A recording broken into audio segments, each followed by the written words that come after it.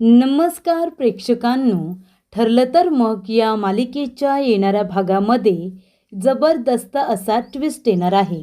तर प्रेक्षकांनो, हॉस्पिटलमधील CCTV footage check करताच अर्जुन सायलीसमोर झाला प्रियाच्या बाबतीत मोठा खुलासा.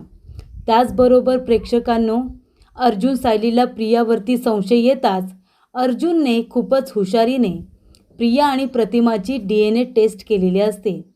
तेव्हा इथे DNA टेस्टचा रिपोर्ट येताच प्रिया आणि प्रतिमाची DNA टेस्ट ही निगेटिव्ह आल्याचं अश्विन आणि रविराज काका यांना समजताच दोघांनी प्रियाची आता मारत घरातून हक्कलपट्टी केलेली असते आणि अशा फ्रॉड मुलीला पोलिसांच्या स्वाधीन केलेलं असतं. तर प्रेक्षकांनो, येणाऱ्या भागामध्ये कशा पद्धतीने या गोष्टी पुढे घडत जातात आपण सविस्तरपणे बघूया. तर इथे प्रतिमाची तब्येत थोडी बिघडलेली असते. प्रतिमाचा होमोग्लोबी खूपच जास्त कमी झालेला असतो. पण ही गोष्ट अश्विनला आधी समजलेली नसते, कारण तिच्या टेस्ट करायच्या असतात. पण त्याआधी तिला थकव्यामुळे चक्कर येत आहे, ती खूप जास्त वीक झाले हे मात्र अश्विनने सांगितलेलं असतं. जेव्हा प्रतिमाला चक्कर येते तिला पाणी वगैरे प्यायला दिलं जातं आणि रविराज काका म्हणतात की अश्विनने सांगितले आपण प्रतिमाचा पूर्णपणे बॉडी चेकअप करूया, तिच्या सगळ्या टेस्ट करूया. तर आपण आत्ताच्या आता हॉस्पिटलला जाऊया का?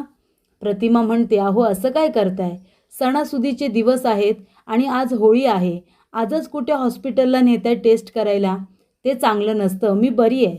तेव्हा अश्विन येतो, प्रतिमाला चेक करतो आणि म्हणतो, प्रतिमा आत्या, मी तुला सांगितलं होतं आपल्याला तुझ्या सगळ्या टेस्ट कराव्या लागणार आहेत. मी आताच लॅबमधून कुणाला तरी तुझं ब्लड सॅम्पल कलेक्ट करायला बोलावतो. प्रतिमा म्हणते, अश्विन आता नको, सणासुदीचे 2-3 दिवस निघू जाऊ दे, मग मी हॉस्पिटलला येऊनच सगळ्या टेस्ट करेन.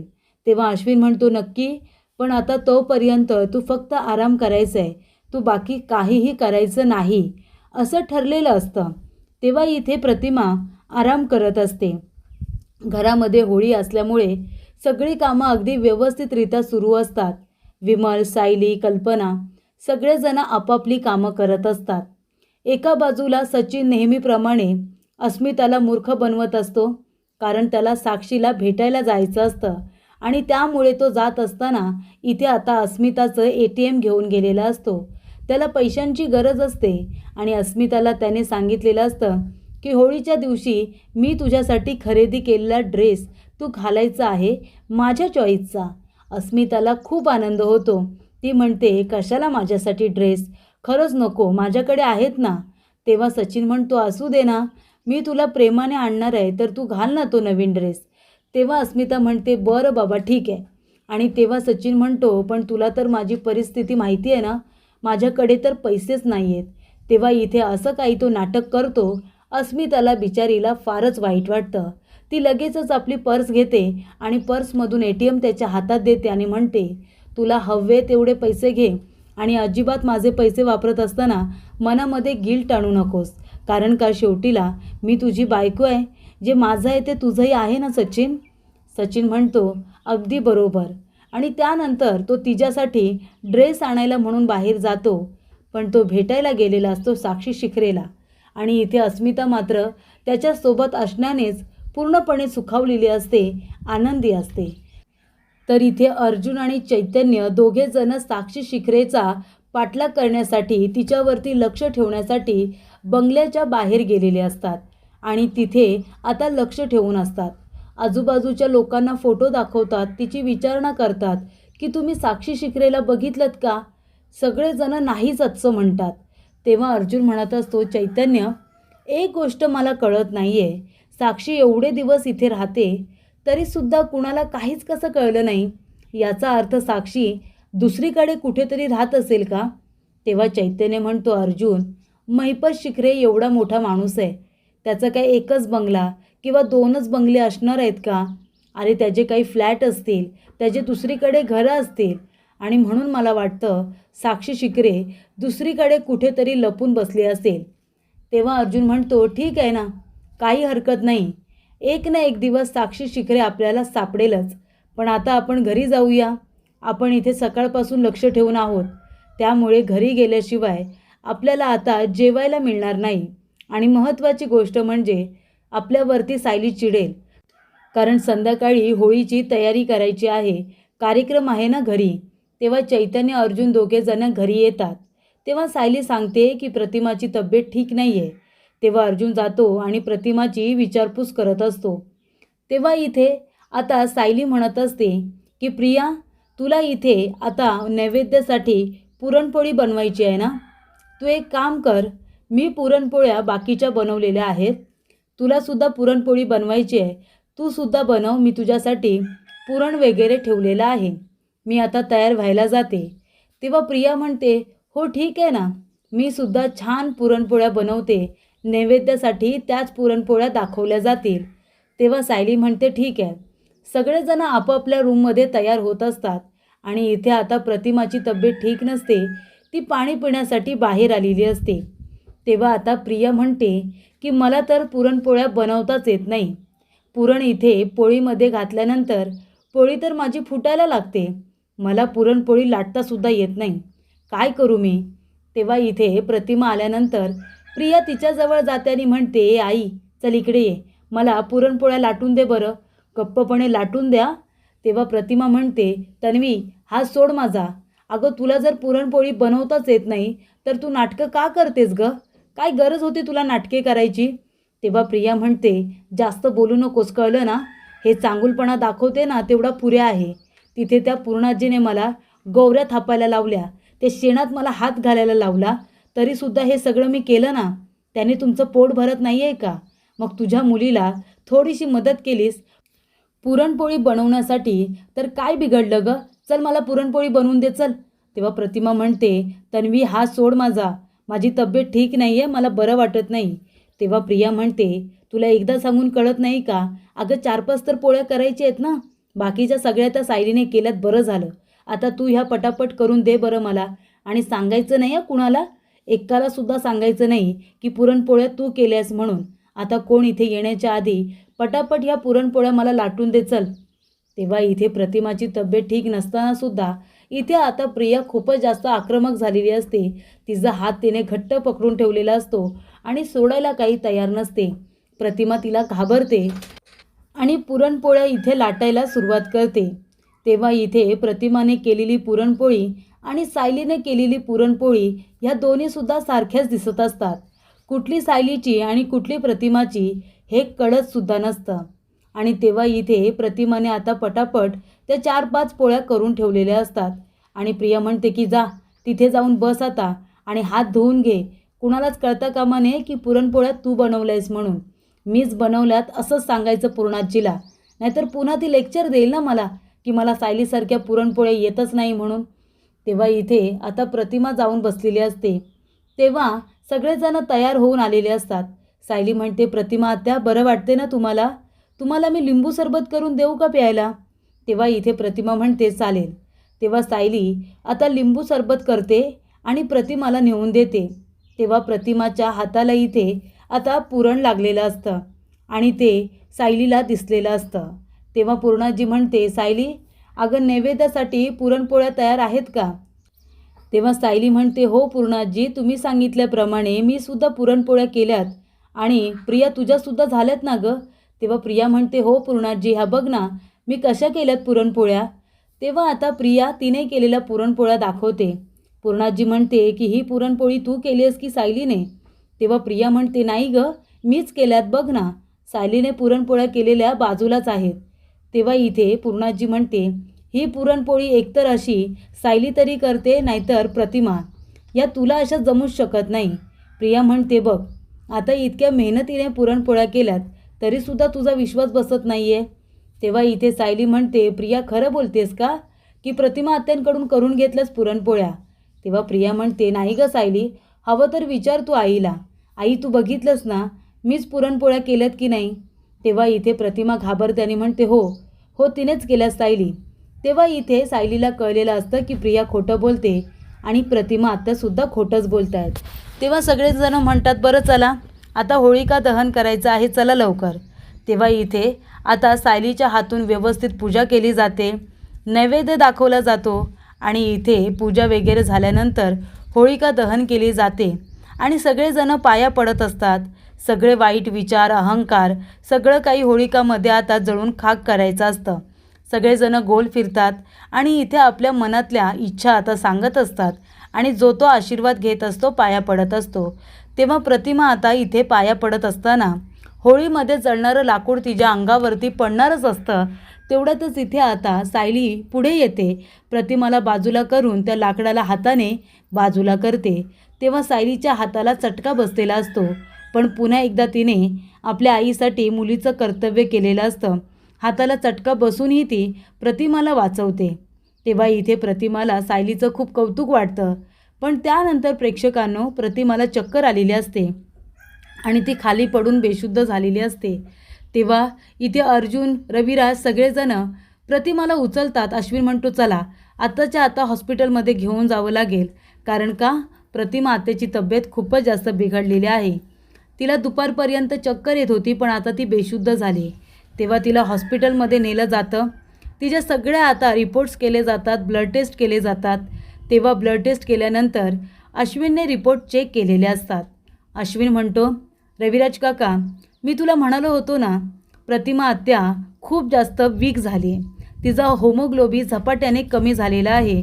त्यामुळे तिला आता ब्लडची गरज आहे. तेव्हा ओ निगेटिव्ह हे आता तिला ब्लड ग्रुप हवा आहे. तेव्हा रविराज काका म्हणतात, अरे मग तन्वी आहे ना, तन्वीचं आणि प्रतिमाचं ब्लड ग्रुप एकच आहे. तन्वी देईल ना तिच्या आईला ब्लड. तेव्हा इथे अश्विन म्हणतो, हो का, मी लगेचच तिला फोन करून इथे बोलावून घेतो. प्रियाने सगळं बोलणं त्यांचं ऐकलेलं असतं. प्रिया लगेचच दरवाजा बंद करते आणि तिथून पळून जाते. तेव्हा इथे अर्जुन म्हणत असतो की तू तन्वीला फोन कर, मी ब्लड बँकेमध्ये ओ नेगेटिव्हचं ब्लड ग्रुप आहे का ते मी चेक करतो. तेव्हा इथे आता ब्लड बँकेमध्ये सुद्धा अर्जुनने फोन केलेला असतो. तेव्हा प्रिया गाडीमधून बसून निघून जाताना अर्जुनने बघितलेले असते. तेव्हा त्याला प्रश्न पडतो की तिची आई हॉस्पिटलमध्ये असताना प्रिया अशी निघून का गेली. तेव्हा अश्विन तन्वीला फोन करत असतो. तो म्हणत असतो की तन्वी फोन का उचलत नाही आहे. तिने सरळ आपला फोन स्विच ऑफ केलेला असतो. इथे आता ब्लड बँकेमध्ये विचारलेलं असतं तर ब्लड मिळतच नसतं. ओ निगेटिव्ह हे ब्लड ग्रुप नाही आहे असं सांगितलं जातं.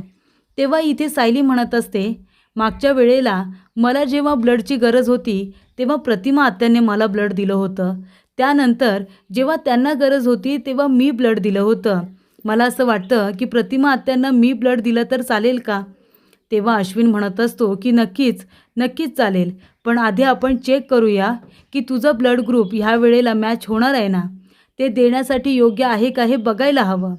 तेव्हा इथे आता सायलीचं ब्लड चेक केलं जातं तर ते 100% प्रतिमाच्या ब्लडबरोबर जुळत असतं.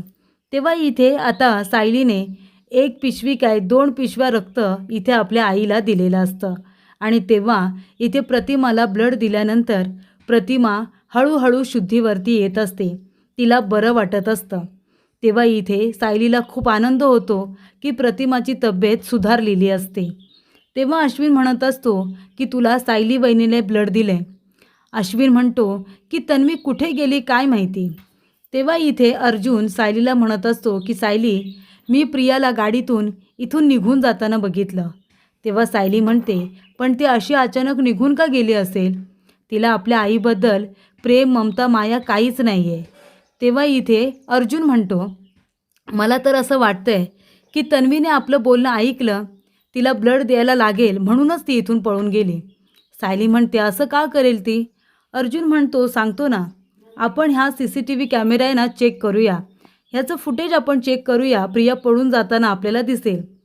तेव्हा अर्जुन इथे स्पेशली रिक्वेस्ट करतो आणि या कॅमेऱ्याचं CCTV फुटेज मला बघायचं आहे अशी रिक्वेस्ट करतो. तेव्हा अर्जुन आता बघतो तर जेव्हा ते लोक आतमध्ये बोलत असतात तेव्हा प्रिया लांबूनच आता सगळं बोलणं ऐकत असते आणि हळूच ती दरवाजा बंद करून तिथून घाईघाईने पळून जाताना अर्जुन आणि सायलीला दिसते. अर्जुन म्हणतो, बघितलं, ती तिथे आली होती, तिने सगळं बोलणं ऐकलं आणि त्यानंतर ती पळून गेली. तेव्हा सायली म्हणते की याचा अर्थ कळतोय का तुम्हाला. नागराजने सांगितलं होतं की वाळवी घरामध्येच आहे आणि ती प्रियाच आहे. मला तर असं वाटतं की आपण या गोष्टीचा शोध घेतोय की प्रियाचा हेतू काय आहे. पण मुळातच मला आधी वाटतं की आपल्याला हे शोधून काढलं पाहिजे की प्रिया ही खरी तन्वी आहे की नाही ते. आधी आपण याचा शोध घेतला पाहिजे. तिच्या कुठल्याही वागण्यावरून मला असं वाटत नाही प्रिया तन्वी आहे म्हणून. तेव्हा इथे अर्जुन म्हणतो, मग याचा आता एकच मार्ग आहे. आपल्याला एक गोष्ट करावी लागेल. तेव्हा सायली म्हणते, काय करूया आपण? अर्जुन म्हणतो की प्रिया ही खरी तन्वी नाही आहे. हे जर आपल्याला सिद्ध करायचं असेल ना, तर आपल्याला प्रतिमा आत्या आणि प्रियाची DNA टेस्ट करावी लागेल. तेव्हा सायली म्हणते ठीक आहे. तेव्हा अर्जुन म्हणतो पण ही गोष्ट कुणालाही कळता कामा नये. आधी आपण दोघेजणच करूया. तेव्हा इथे आता सायली म्हणते प्रियाचं सॅम्पल मिळवण्याची जबाबदारी माझी. सायली घरी जाते आणि प्रियाच्या आता फणीमधून ती तिचे केस हे आता मिळवते. तिला 1-2 तरी केस मिळतात. ते ती घेऊन येते आणि प्रतिमा आत्याचे केस मिळवलेले असतात. हे दोन्ही आता सॅम्पल घेऊन अर्जुनने DNA टेस्ट करण्यासाठी दिलेले असतात. कारण त्यांना प्रियाचं सत्य जाणून घ्यायचं असतं. त्याच्या आधी ती तन्वी आहे की नाही हे जाणून घ्यायचं असतं आणि त्याचा मार्ग एकच, ती म्हणजे प्रतिमा आणि प्रियाची DNA टेस्ट. तेव्हा DNA टेस्टसाठी सॅम्पल गेल्यानंतर अर्जुनला संध्याकाळपर्यंत रिपोर्ट हवे असतात. तेव्हा इथे अर्जुन म्हणतो की संध्याकाळपर्यंत वेट करूया. आता आपल्याला प्रियाचा खरा चेहरा दिसणार आहे. तेव्हा संध्याकाळी अर्जुन रिपोर्ट घ्यायला लॅबमध्ये गेलेला असतो. DNA टेस्टचा रिपोर्ट आल्यानंतर अर्जुनच्या पायाखालची जमीनच सरकते. आत्तापर्यंत जिला तन्वी म्हणून सगळ्यांनी डोक्यावरती घेतलं होतं, तिचा आगाऊपणा सगळ्यांनी सहन केलेला असतो, ती खरी तन्वी नाहीच आहे ही गोष्ट समोर आलेली असते. तेव्हा अर्जुन म्हणतो, बायको, आपल्याला जो संशय आला होता तो खरा आहे. प्रिया खरी तन्वी नाहीच आहे. तेव्हा इथे सायली म्हणते, मग हे सत्य सगळ्यांना कळायला हवंच. तेव्हा अर्जुन म्हणतो, प्रतिमा आत्याला डिस्चार्ज मिळू दे. घरी गेल्यानंतर सगळ्यांच्या समोरच सांगूया. तेव्हा इथे आता प्रतिमाला डिस्चार्ज मिळालेला असतो. सगळेजण घरी आलेले असतात. तेव्हा अर्जुन म्हणतो की तन्वी, प्रतिमा आत्याला ब्लडची गरज होती. तो हॉस्पिटलमधून पळून का गेलीस ग? तेव्हा प्रिया म्हणते, नाही, मी तर मंदिरामध्ये गेले होते माझ्या आईसाठी प्रार्थना करायला. हो की नाही रे अश्विन, मी तुला सांगितलं होतं ना? अश्विन म्हणतो, हो, पण त्यावेळेला तिथे तुझी गरज होती ना. तू हॉस्पिटलला का निघून आली होतीस मग? जर तुला तिथे थांबायचंच नव्हतं, मंदिरामध्ये जाणं गरजेचं नव्हतं, तू जर तिथे असतीस तर प्रतिमा आत्याला ब्लड देता आलं असतं. ते महत्त्वाचं होतं तन्वी. तेव्हा ती म्हणते, आता मला कुठे माहिती होतं, मी तर देवाजवळ धावत गेले होते प्रार्थना करण्यासाठी. अर्जुन म्हणतो, हो का? म्हणजे आमचं चोरून बोलणं ऐकलंस, प्रतिमा आत्याला रक्त द्यावं लागेल म्हणून पळून गेलीस? प्रिया म्हणते, खोटं नको बोलू अर्जुन, मी काही पळून वगैरे गेली नाही आहे. तेव्हा इथे अर्जुन म्हणतो, ठीक आहे, माझ्याकडे पुरावा आहे. तेव्हा इथे CCTV फुटेजचं जे काही रेकॉर्डिंग असतं ते अर्जुनने मोबाईलमध्ये आणलेलं असतं आणि ते आता सगळ्यांना दाखवलं जातं. तेव्हा प्रिया चोरून बोलणं ऐकते, हळूच दरवाजा ओढून घेते आणि पळून जाताना सगळ्यांनी तिला बघितलेली असते. अर्जुन म्हणतो, काय झालं? प्रतिमा आत्याचा जीव वाचावा असं तुला वाटलं नाही का? तेव्हा इथे अश्विन म्हणतो, तन्वी, हे सगळं काय आहे? तेव्हा अर्जुन म्हणत असतो, कारण मुळातच हिला प्रतिमा आत्याबद्दल प्रेम का वाटेल? कारण ही प्रतिमा आत्या आणि सिनियरची मुलगीच नाही आहे. तेव्हा अश्विन म्हणतो, दादा, हे काय बोलतोयस तू? तिने ब्लड दिलं नाही म्हणून ती त्यांची मुलगी नाही असं का म्हणतोस? तेव्हा अर्जुन म्हणतो, कारण हेच सत्य आहे. अर्जुन म्हणत असतो की मला प्रियावरती तेव्हाच संशय आला होता आणि म्हणून मी एक निर्णय घेतला. तुम्हाला सगळ्यांना तो आवडणार नाही, पण मी प्रिया आणि प्रतिमाची DNA टेस्ट केलेली आहे आणि हा आहे त्याचा रिपोर्ट. आणि अश्विन, ही लॅबसुद्धा तुझ्या परिचयाची आहे म्हणून मी खोटं बोलतोय असा याचा अर्थ घेऊ नकोस. तेव्हा इथे DNA टेस्टचे रिपोर्ट बघितल्यानंतर रविराज काका आणि अश्विनला समजतं, अरे बापरे, ही तर तन्वीच नाही आहे. तेव्हा अश्विनला भयंकर राग आलेला असतो. रविराज काका म्हणतात की हे सगळं काय आहे? म्हणजे आत्तापर्यंत जिला मी तन्वी समजून स्वतःला त्रास करून घेत होतो ती तर माझी खरी तन्वीच नाही आहे, ही कुणीतरी फ्रॉड मुलगी आहे. तेव्हा इथे प्रिया म्हणत असते, हे सगळं खोटं आहे. अश्विन म्हणतो, जर हे सगळं खोटं असेल तर मला आत्ताच्या आत्ता पुन्हा तुझी DNA टेस्ट करायची आहे.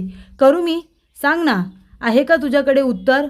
तेव्हा इथे प्रिया आता गप्पच बसते आणि त्यानंतर अश्विन म्हणत असतो की आतापर्यंत तुझ्या चुकांवरती खूप पांघरून घातलं, पण तू जर तन्वीच नाही आहेस, कुणीतरी फ्रॉड मुलगी आहेस, तर तुला या घरामध्ये राहण्याचा अधिकार नाही.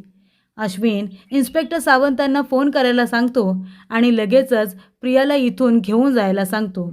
तेव्हा अर्जुनने इन्स्पेक्टर सावंत यांना बोलावून प्रियाला अरेस्ट करायला सांगितलेले असते. फ्रॉडचा गुन्हा दाखल करत प्रियाला जेलमध्ये पाठवलेले असते.